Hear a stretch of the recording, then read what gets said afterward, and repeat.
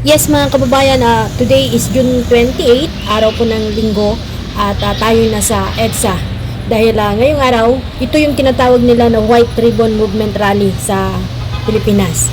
At nagkakaroon ngayon ng samba sa EDSA Shrine at mamaya-maya po ay sila ay magmamarcha papuntang EDSA People's Monument.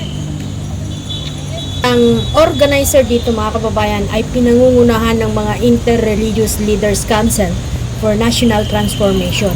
Kasama po dito yung mga religious at civil society groups, faith-based and non-partisan. Yun yung sabi nila mga kababayan.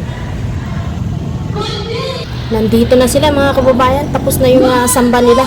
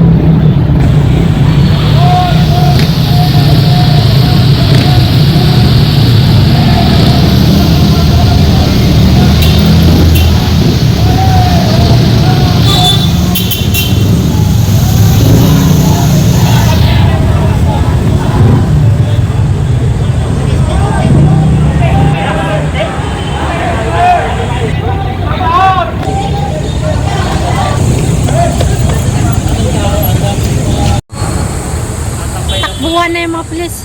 Tampay muna tayo dito kaya Kap. Habol na yung pulis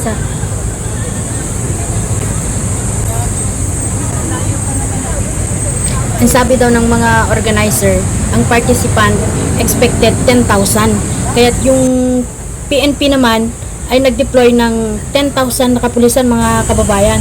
Ngunit sa nakikita natin ngayon, yung mga participants ng White Ribbon Movement Rally ay wala pa sa 3,000.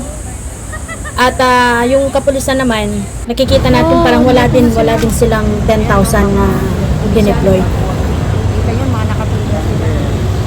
Sila haharang dito sa may Robinson yan, kaya siguro nakita nyo po sila mga nakapila. Parang wala man sila 10,000 ma'am.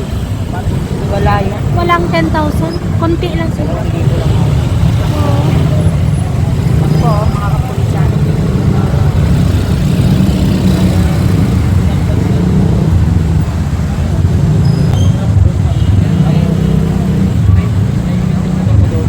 Dapat close muna nila yung kalsada.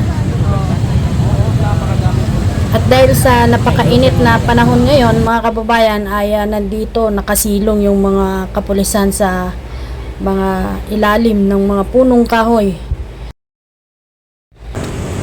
Ang sabi nila nandito daw sa EDSA yung mga kasama namin. Pero hindi naman namin sila nakita, pabalik-balik na kami doon sa EDSA Shrine. Init na,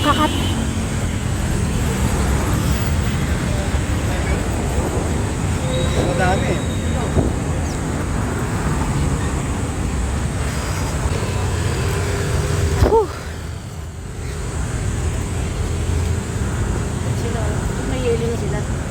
Yung gate to ng Corinthians, sinara.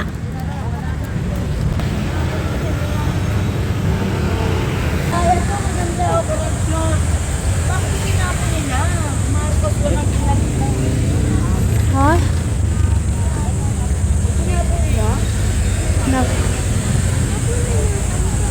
Nagugota.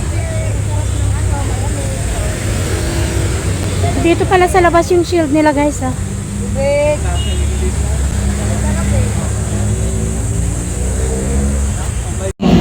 Actually, guys, nandito rin po yung mga DDS supporters kasi sumusuporta po sila sa anti-corruption. Kaya eto paparating na sila. From Batangas ang mga to, mga kapatid. Galing sila doon kina Kong Lebiste.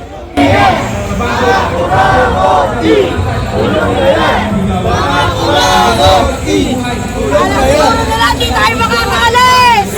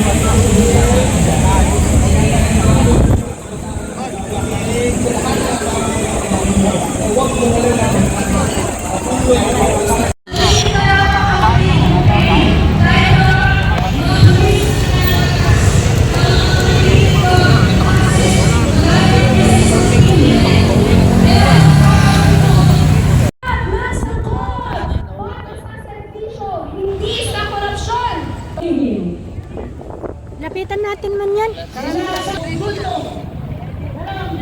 Andito na yung mga riders ng DRT.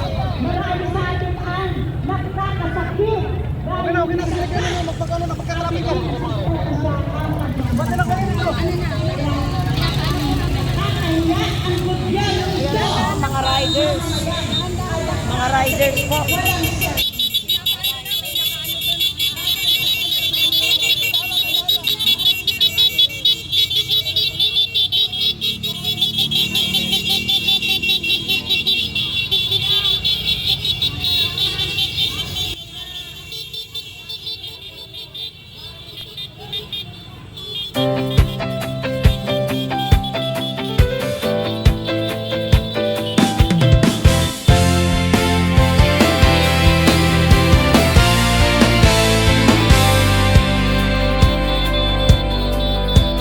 Mga balita, saan ka?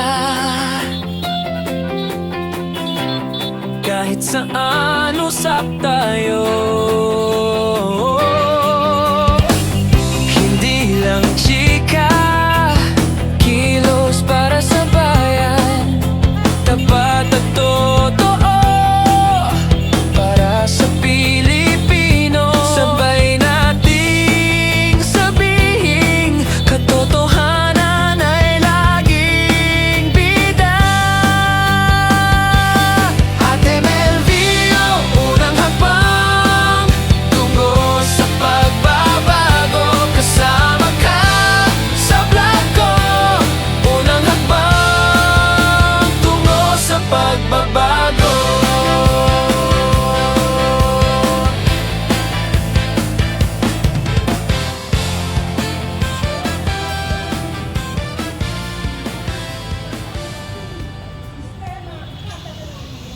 Kani-kanina lang guys, nag-withdraw na ng support si Tatay Rani at mga iba pang parallel group sa Duterte supporters.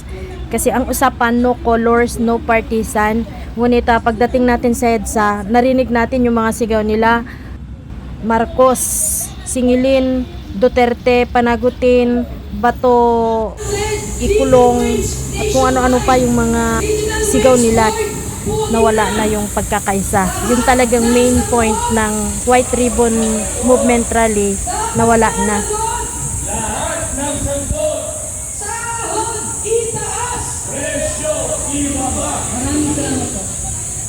Konti lang yung tao guys, hindi siya tulad ng dati nung nagrarally ang Duterte dito na punong-puno talaga yung kalsada, both sides, yung Inoko pa.